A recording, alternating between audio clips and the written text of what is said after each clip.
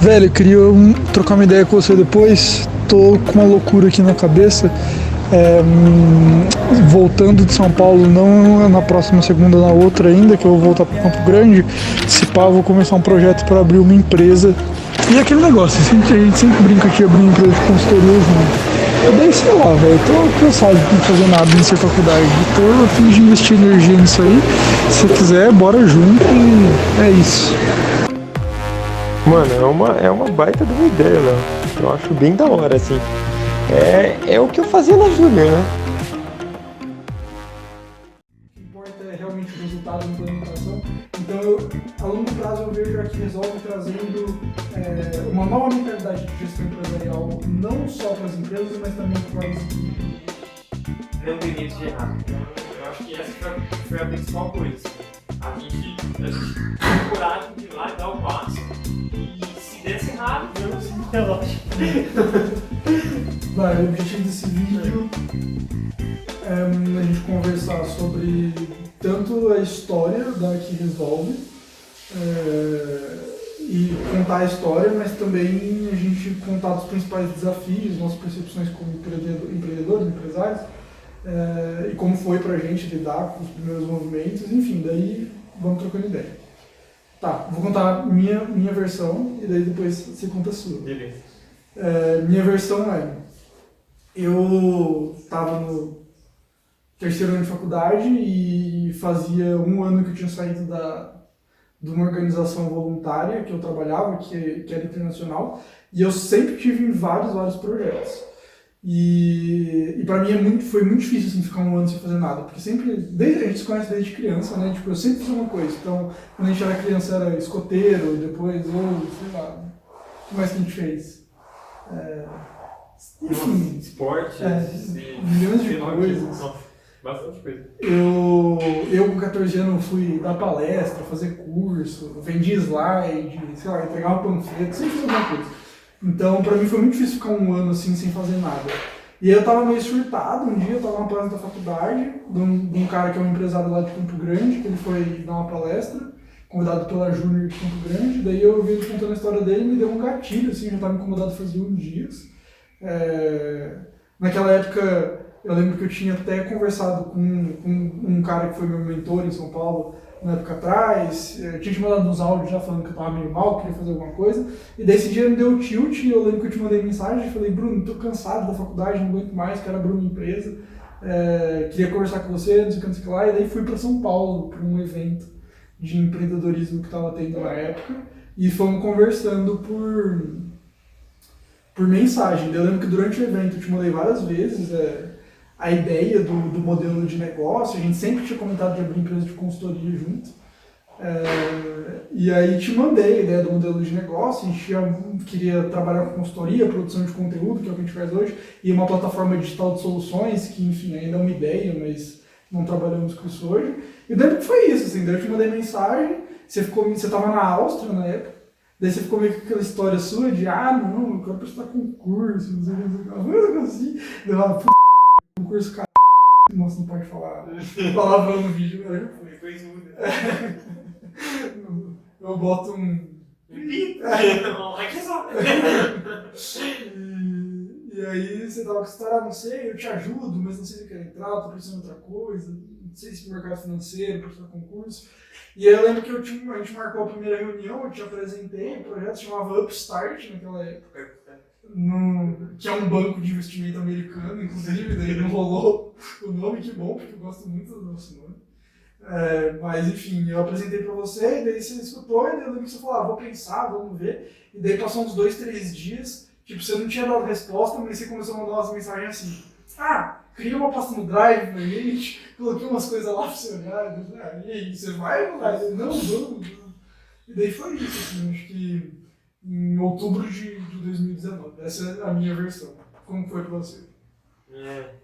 Pra mim, eu tava vivendo um momento completamente diferente também, né? Eu tinha saído de São Paulo, e como você tinha falado, eu tava na Áustria, tava começando meu intercâmbio, fazendo um semestre da minha faculdade lá na Áustria, na Universidade de Innsbruck, e de repente o Léo me liga, um cara que sempre teve nossa, sempre fez um monte de coisa, fazia um monte de coisa diferente, vivia sempre intensamente. E eu falei, putz, velho, mais uma ideia do Léo aí, o cara tá ficando doido de novo. Vai querer abrir uma empresa agora, uma empresa de consultoria. Eu falei, nossa, legal, vamos ver a ideia. E o Léo vive intensamente, mas é muito bom trabalhar com ele, sempre gostei muito. E ele sempre tem alguma coisa nova para propor, então é muito, muito bom. Então vamos ouvir, vamos parar para ouvir pelo menos.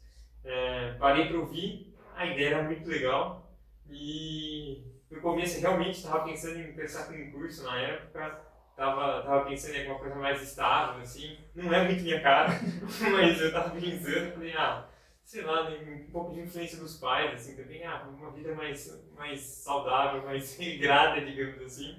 E, enfim, passou por minha cabeça o momento que eu poderia fazer isso.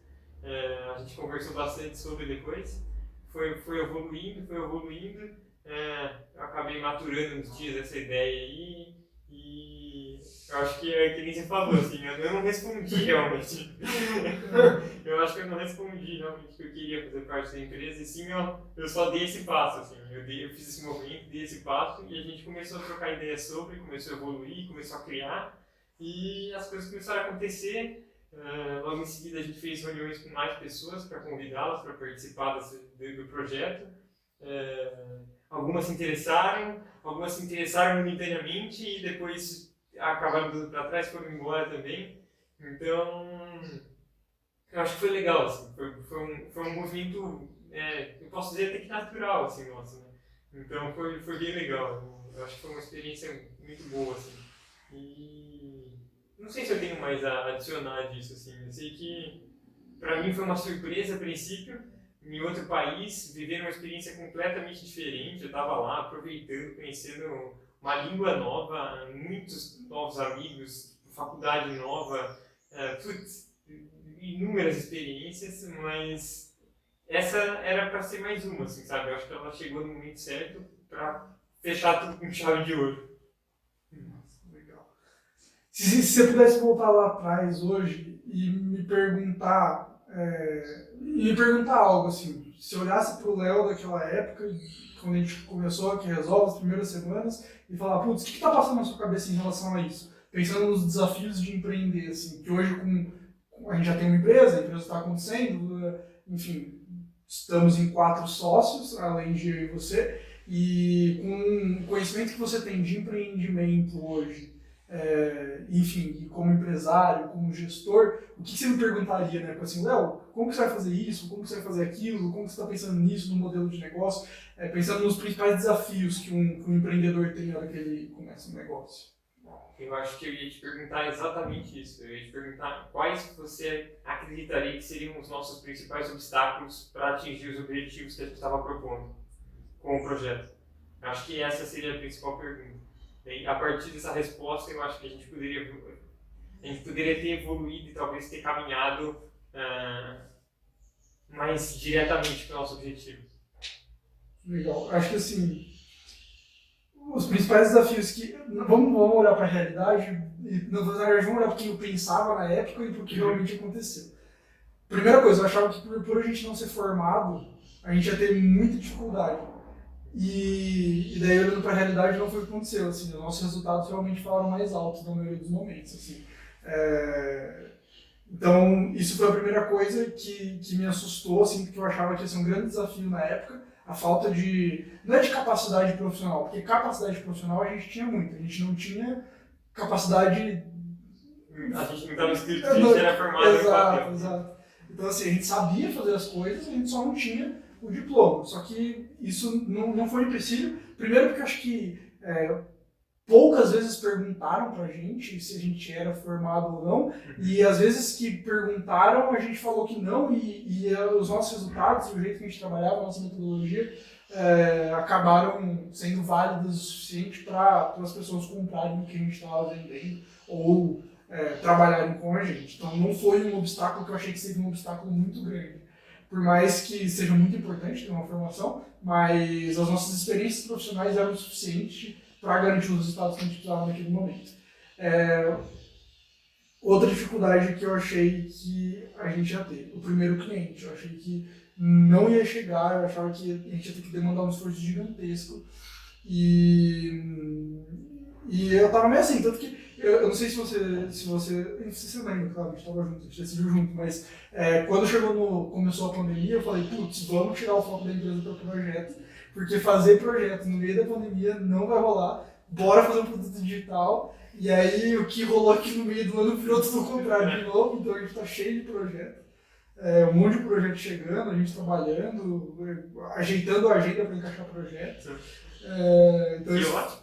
Não, foi muito bom, mas acho que isso foi uma das coisas assim, que mais me surpreendeu, que era um desafio que eu achava que seria muito grande e que, por mais que seja um desafio captar clientes, na metodologia que a gente trabalhou colaborativa, né, em relação ao mercado, com outras empresas de parcerias, acabou acontecendo muito naturalmente, assim, não foi uma coisa que a gente teve que se preocupar, de tipo prospectar clientes. Os clientes acabaram chegando por conta tanto do valor que a gente agrega produzindo conteúdo, do valor que a gente agrega para as empresas que são nossos parceiros, então esse foi um desafio. Desafios que eu achei que eu não teria e eu estou tendo, eu acho, depois que começou a versão. Acho que questão de liderança e gestão de time, eu tive uma experiência muito boa com liderança e gestão de time em outras organizações. Também tive experiências ruins que me proporcionaram aprendizado, mas eu tinha a grande ilusão de que, por eu estar lidando com pessoas que são muito próximas de mim, porque nós, os 3 fundadores, 4 sócios, né? Somos muito próximos, já tínhamos uma relação antes da empresa, eu achei que ia ser mais fácil e menos desafiador. E pelo contrário, descobri que é mais desafiador ainda justamente por ter uma relação tão profunda. Então, acho que isso, como CEO da empresa, assim, eu nunca tinha estado realmente à frente, na ponta. Assim. Todos os cargos que eu tive, por mais que eles tivessem muitas grandes responsabilidades, como vice-presidência de uma organização, sempre tinha alguém depois, assim. Nunca era eu e o mercado direto, assim, o cliente. E agora, pela primeira vez, está sendo assim também. Então, tem muitas coisas que nas minhas outras experiências, por exemplo, quando eu fui vice-presidente de uma organização, que eu desesperava, e daí eu lembro que, no pior dos casos, eu chegava pro presidente e falava, putz, de novo, ou não também, mas falava, já era, não deu, preciso de, o que eu faço? E daí sempre tinha alguém ali, e agora eu tive vários momentos já nesse começo, que chegava um momento que eu falava, putz, e agora? E tipo, eu olhava pra trás e não tem ninguém, eu tenho que me virar. Então acho que essas são algumas das dificuldades que eu achei que eu ia ter e que a gente não teve, e das que eu achei que a gente não iria ter e eu tô tendo. E você, como COO e CFO? CPO. Eu acho que eu concordo. Eu acho que eu concordo em número, gênero e grau com gestão de time e liderança. Assim. Eu acho que trabalhar com pessoas que você conhece e são amigas de você fora da instituição é realmente um passo complicado. Assim. É muito fácil deixar as coisas se misturarem, muito fácil. E acho que tem um limite para as coisas se misturarem, assim. Então, ultrapassar esse limite é perigoso. E eu acho que a gente, por enquanto, acho que eu posso dizer que a gente não lida com excelência, mas acredito que a gente lide bem com isso. Então, a gente tem muito que evoluir, porque, de novo, acho que é a coisa mais difícil que a gente passa, mas não é um problema seríssimo. Então, outra pergunta que eu vou te fazer. O que você acha que foi determinante para a empresa acontecer e fluir tão rápido do jeito que ela aconteceu e fluiu? Quais foram os pontos determinantes que fizeram a que resolve alavancar e conseguir o número de projetos que conseguiu e se posicionar do jeito que se posicionou e ter o alcance que teve? Não ter medo de errar.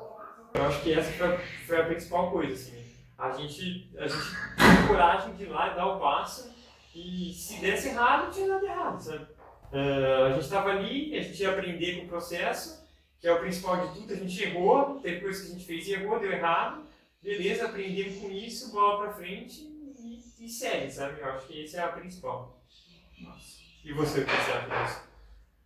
Acho que tiveram 2 pontos determinantes para mim, assim, a nível de gestão, e aí falando um pouco mais na prática, porque esse comportamento foi essencial para a gente, foi o que você falou. Isso é o que estava por trás e o tempo inteiro a gente viveu isso, realmente dar a cara a tapa e correr atrás e fazer, independente de se a gente fosse errar ou não, porque, enfim, se a gente errasse, a gente voltava para trás e começava de novo. Mas a nível de gestão, para mim, acho que 2 coisas foram importantes 100% do tempo, e eu sempre fiquei muito atento para que isso acontecesse 100% do tempo em tudo que a gente fizesse.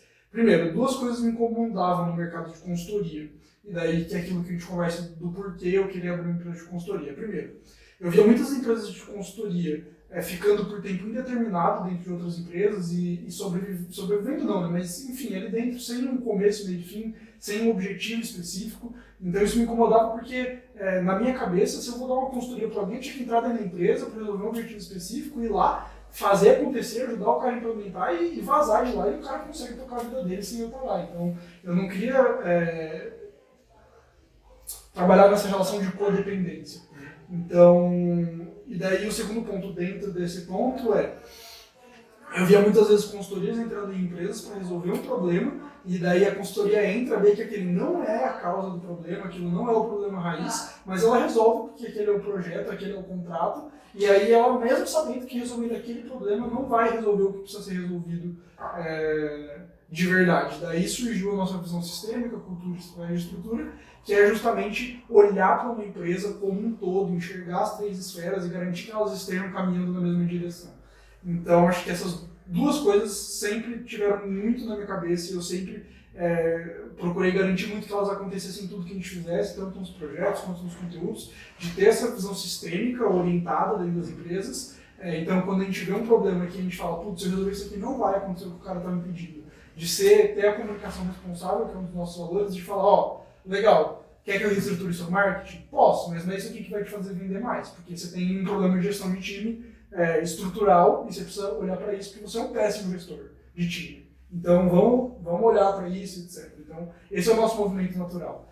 E também de projetos com início, meio e fim. Então você quer resolver isso? Legal, a gente vai demorar 8 semanas, 10 semanas, 12 semanas, o projeto vai funcionar assim, mas eu vou entrar aqui, eu preciso de 50% da sua responsabilidade para estar junto do projeto e para estar junto da gente para aprender junto também, entender como as coisas vão ser implementadas para garantir que continue depois e eu não precise voltar aqui.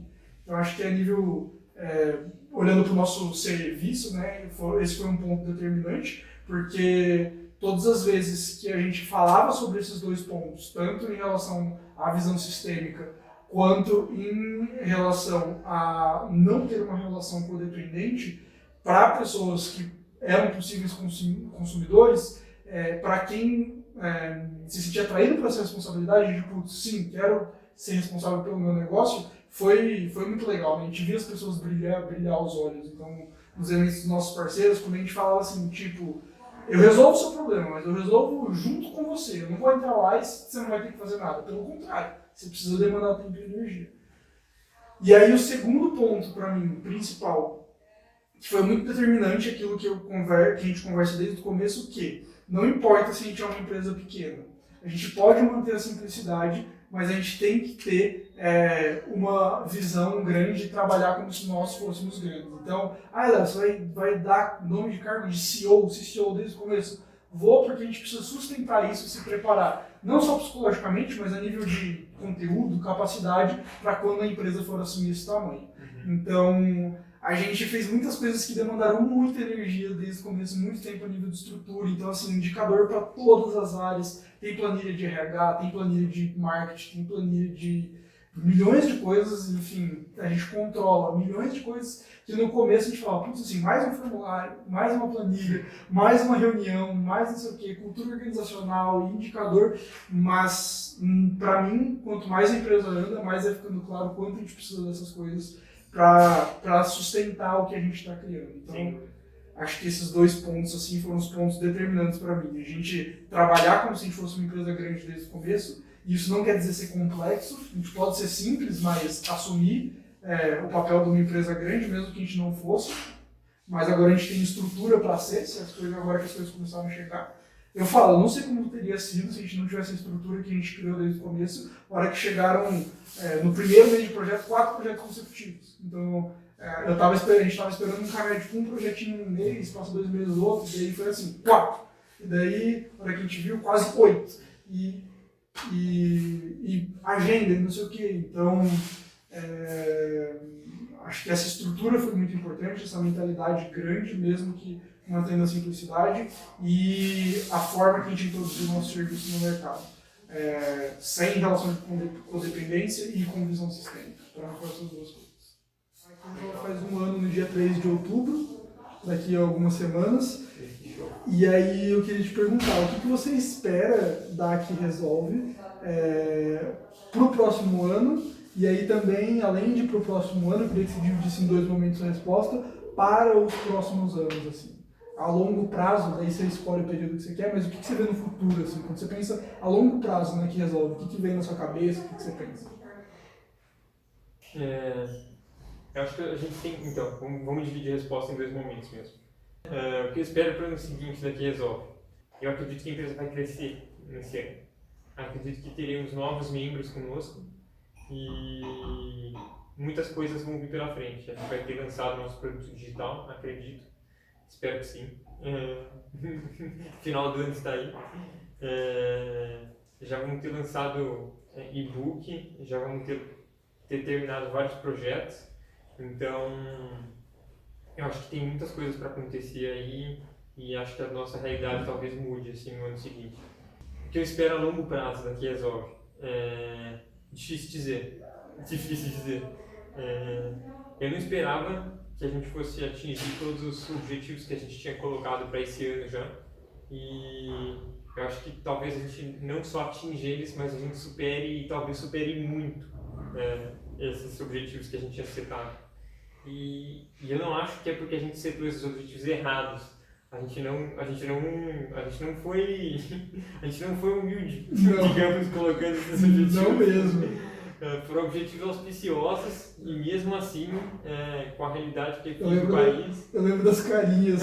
A gente assim, gente, não, vamos colocar X, às vezes. X menos 3 também. Calma aí. E eu acho que mesmo assim a gente vai atingir, a gente vai bater, a gente vai passar muito do que a gente colocou como meta. Então, eu acho que foi um ano surpreendente pra gente, a gente aprendeu muita coisa. Eu acho que esse próximo ano a gente vai aprender muito mais, a gente vai ter mais gente com a gente, muitos outros projetos entrando, como eu já disse, outros produtos entrando no nosso portfólio. Então, daqui para frente eu acho que a gente vai crescer, mas eu não sei te dizer onde a gente vai estar daqui 5 anos. Assim. Eu sei onde eu quero estar e isso eu acho que eu vou guardar para mim por enquanto, mas eu sei que a gente vai ter que trabalhar muito para chegar lá. Então, eu acho que esse alinhamento e o como a gente vai estar disposto para dar esses passos que a empresa vai precisar que a gente dê, vão ser decisivos se a gente conseguir ou não atingir esses objetivos. Então, eu acho que as oportunidades vão aparecer e vai depender da gente se a gente vai querer dar o passo ou não para atingir elas. Legal. Eu compartilho muito da sua visão, assim, eu acho que ano que vem é a mesma coisa, eu vejo a gente crescendo bastante. Eu também estou bem surpreendido com um ano assim, claro que tudo é fruto do nosso trabalho, mas estamos ultrapassando o que a gente tinha se proposto, isso é muito legal de ver como a gente acertou o caminho, né? E ano que vem vejo outros colaboradores, outros mesmo, no plural, assim, vejo várias pessoas entrando na empresa, tudo que a gente já está fazendo, acontecendo de forma mais escalonada. E não vou ficar me repetindo muito, porque acho que você já falou e eu compartilho muito, mas acho que uma coisa que eu gosto muito quando eu olho para o futuro a longo prazo da Que Resolve, eu admiro muitas empresas de consultoria. Eu não vou citar nomes, mas admiro várias. Só que uma das coisas que elas têm em comum, que não é um problema, mas para mim é engraçado, é um ar de seriedade. E quando você pega os nomes, é uma coisa que é meio...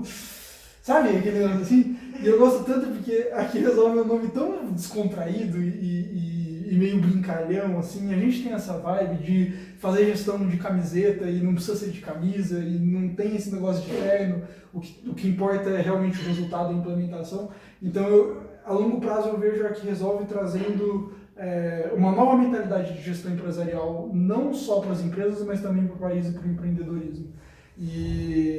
E é isso que eu falei, não vou entrar em fatos numéricos e onde a gente quer estar com a empresa, etc. Mas acho que principalmente o mais importante para mim é esse. Assim. Gestão, ela não precisa ser algo complicado, ela não precisa ser algo pesado e seriedade não tem a ver com ser sisudo e fechado. Dá para você ser sério e descontraído ao mesmo tempo. Então, dá para fazer gestão de camiseta e com logo laranja, a gente chamar que resolve.